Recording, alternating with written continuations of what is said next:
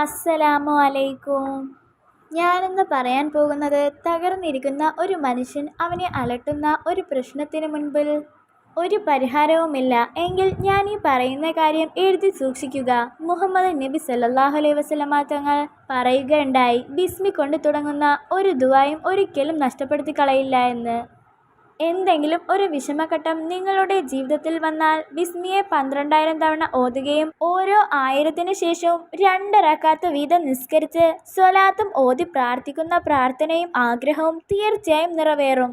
ബിസ്മിനെ 786 തവണ 7 ദിവസം തുടർച്ചയായി ഓതിയാൽ അവൻ്റെ ആഗ്രഹങ്ങൾ നിറവേറും. ബിസ്മിനെ 61 പ്രാവശ്യം ഓതി പ്രാർത്ഥിച്ചാൽ പറയുന്ന സ്ഥലത്ത് മഴ പെയ്യും.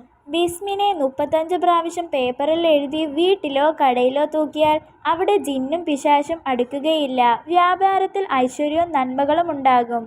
ബിസ്മിനെ 186 തവണ ഓതി വെള്ളത്തിൽ ഊതിക്കൊടുത്താൽ ബുദ്ധിമാന്ദ്യത മാറിക്കിട്ടും. ഓർമ്മശക്തി വർദ്ധിക്കും. കേട്ടതിനെ മറക്കുകയില്ല. ബിസ്മിനെ 21 തവണ ഓതിയവനെ ശൈത്താൻ ഭയക്കും.